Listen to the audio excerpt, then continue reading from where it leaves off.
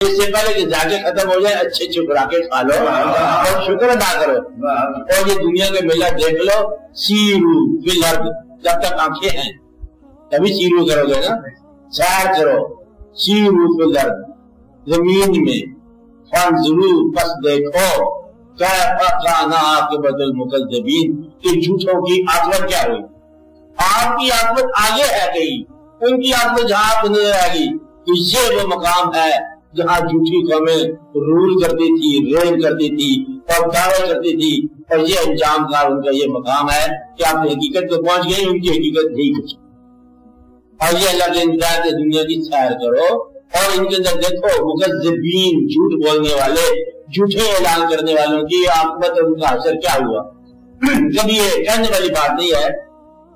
اللہ کے میں جتنی پرانی امتوں کو اور ان کا بیان فرمایا اور ان کے اوپر عذاب، آپ یہ دیکھ رہے ہو کہ بد اعمالی کے اوپر جو پرانے زمانے میں عذاب تھا وہ ایک عذاب تھا، ایک آواز تھی جو سب لوط علیہ السلام کی قوم کو اڑا کے لے گئی.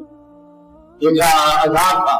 اور اس عذاب کا نام اگر آپ ایڈز کی بیماری رکھو تو یہ موجود قوموں کو وہی بیماری ہے، اڑا کے رکھ دے گی. تو گویا کہ کسی قسم کا فطرت سے وائلیٹ کرنا، کسی حکم کو عدولی کرنا جو ہے وہ ساری امتوں کے حوالے ہے. اور جہاں کوئی گروہ اور فطرت کے قوانین کو توڑے گا اس کا اثر اسی طرح ہوگا جس طرح اس امت کا جس نے فطرت کے قوانین کو توڑا. اب یہاں نقطہ راز کا یہ آ گیا کہ ہر پیغمبر ایک فطرت کی آواز ہے. فطرت کے ایک اصول کا نام ایک پیغمبر، اور فطرت کے مکمل اصولوں کا نام حضور پاک صلی اللہ علیہ وسلم. فطرت کے اصول یعنی کہ کوئی ایک اصول بتا رہا ہے، کوئی دوسرا اصول بتا رہا ہے، کوئی تیسرا اصول بتا رہا ہے، کوئی ایک بات پہ کنسنٹریٹ کر رہے ہیں اور تمام زندگی کے شعبوں پر مکمل حقیقت میں پوری کنسنٹریشن جو ہے یہ تقارن ہمیں بتا دی. اور یہ مکمل فطرت آپ کے سامنے آ گئی. انسان کا، زمین کا، آسمان سے تعلق کیا ہے؟ حضور پاک نے ارشاد فرما دیا کہ یہاں تک انسان جا سکتا ہے کہ یہ بشر کی طاقت ہے کہ زمین سے نکلے اور آسمان کی وسعتوں تک جا پہنچے. اور اب اس میں لیویٹیشن کیا کرے گی آپ کی؟ گریویٹیشن کیا کرے گی؟ یہ بتا دیا انسان. اور حضور پاک کے نام لیوا جو ہے، حضور پاک کے پیچھے پیچھے چل سکتے ہیں، 2 قدم پیچھے 2 قدم اور پیچھے سے دور بیٹھا ہمارے میر ان سے عشق میں جی ادب نہیں آتا ہے تو دور سے ہی، لیکن اس راستے پر تو ہے نا. تو مطلب یہ ہے کہ یہ بتایا جا رہا ہے اور دشمن سے کیسے سلوک کرنا ہے آپ نے کر کے دکھایا. ظالم جو ظلم کر رہا ہے اس کے لیے بد دعا کیسے کرنی ہے؟ دعا کرو اس کے لیے. یہی بد دعا ہے اس کے لیے کہ یہ اپنا دین، ظلم والا دین چھوڑ. اور آپ نے وہی دعا کی کہ یہ جو مسلمان نہیں ہوتے ان کی اولادوں میں سے سمجھ آئیے کہ ہم بھی 2 اولادیں ہیں نا، نہ ماننے والوں کی اولاد ماننے والی ہو جاتی ہے تو اس طرح ان کی نسل اگلی جا کے ٹھیک ہو جائے گی. اور ایسا ہوا اور پھر وہ لوگ جو ہے مسلمان ہوئے. تو گویا کہ دشمن کے ساتھ کیسے ظلم کرنا ہے کہ شاید یہ کسی دوست کا باپ ہو. آپ باتیں بولے گا آج دشمن کا ہے لیکن ممکن ہے کہ یہ دوست کا باپ ہو. تو اس لیے ان باتوں پہ غور کرنے کے لیے ہمیں بتایا گیا کہ دشمن سے یوں ڈیل کرنا ہے، دوستوں سے یوں ڈیل کرنا ہے.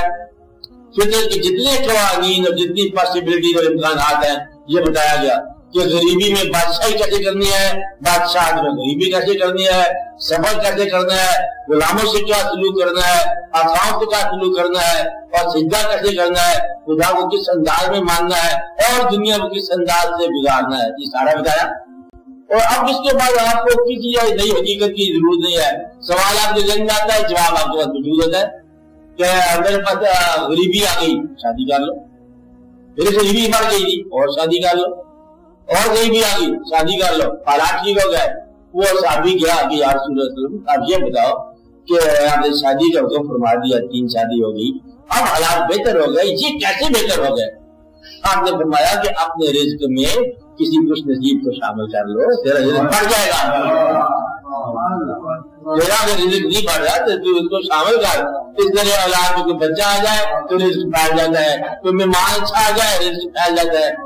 رزق کی بات عجیب ہے کہ جہاں امکانات رزق کے زیادہ ہوئے آج کی دنیا میں، رزق کے امکانات زیادہ ہو گئے، مارکیٹ زیادہ ہو گئی، मार्केट की डेफिनेशन वसी हो गई, अलाव आ गया, हर तरफ रिस्क का बोझ अलाव हो गया, बहुत ही गरीबी का खौफ पैदा हो गया। जहाँ रिस्क का अलाव बहुत हो वहाँ गरीबी का नशा बहुत ज्यादा हो, जहाँ इल्म की कसरत हो वहाँ जहालत बहुत ज्यादा होती है, बल्कि जहालत बादशाही करती है, काल मुमकिन है कि ऐसा हो। तो इसलिए इस बात को आप ये अंदाजा लगाओ कि जिस चीज की आपको कसरत नजर आ रही है उसी की कमी है, यही बात समझ आई। जिस चीज की आपको कसरत नजर आ रही है उसी की कमी है। मस्जिदें ज्यादा है, इबादत की कमी है। मस्जिदें ज्यादा है, इबादत की कमी है। आवाज इस्लाम की ज्यादा है, इस्लाम को मानने की कमी है। और मार्केट ज्यादा है, गरीबी बढ़ गई है, और पैसा बहुत ज्यादा है और लोगों की जिंदगी तलब हो गई है। पैसा ज्यादा है और मोहताज हो गए लोग। आप समझ रहे बात? इस तरह की आप कभी गौर करो तो अजीबो गरीब एक सिलसिला है आपको जो नजर आएगा। जिस चीज की बेदात है वो की कमी है। किसी ने किसी से पूछा कि आजकल के जमाने में तन्हाई तलाश करता हूं, नहीं मिल रही। तो ये कौन सी बात है? तन्हाई तलाश करने की हम नुस्खा बताते हैं आप। तन्हाई कहाँ मिलेगी?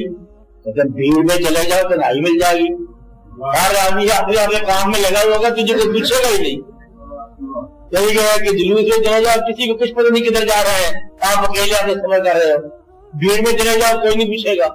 तो गोया कि जहाँ ज्यादा जमे गफीर हो वहाँ हर आदमी तन्हा होता है।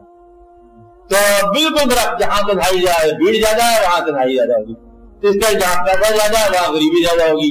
जहाँ इम्कानात बड़े हैं वहाँ इम्कानात मालूम हुए हैं। जहाँ इंसान खुशी का इजहार कर रहा है वहाँ इंसान ज्यादा गम में मुब्तला है। आजकल जितनी ज्यादा हंसी आती है इतना ज्यादा आजकल रोना आता है। आज जितनी जिंदगी को डिफेंस मिला, पुनः मिली, जिंदगी को बचाने के इम्कानात मिले, जिंदगी को डॉक्टरी एड मिली, मेडिकल एड मिली, जिंदगी उठी तरह हो रही। साइंस ने सबसे बड़ा काम किया कि जिंदगी को बचाया। अगर कोई तबाह कर रहा है जिंदगी को, तो साइंस जिंदगी को साइंस बचा रही है और जिंदगी को साइंस तबाह कर रही है, ताकि पता चल जाए इंसान जो है वो फितरत के अंदर जब दखल करेगा तो दखल देने के बाद वो चीज जो उसका एम होगा उसके बरअक्स निकलेगा। अगर आप फितरत के कवानीन में दखल दोगे तो जिस नाम से दखल दोगे उसके बरअक्स जाओगे। जब अल्लाह आपको दखल दिलाए वो और बात, और खुद दखल दो तो ये और बात। तो मकसद यह है कि ये जिंदगी आपको बताई गई कि आपने कोई हकीकत दरियाफ्त नहीं करनी, जिंदगी की हकीकत को समझो जो मौजूद है और इसके इम्कानात को समझो।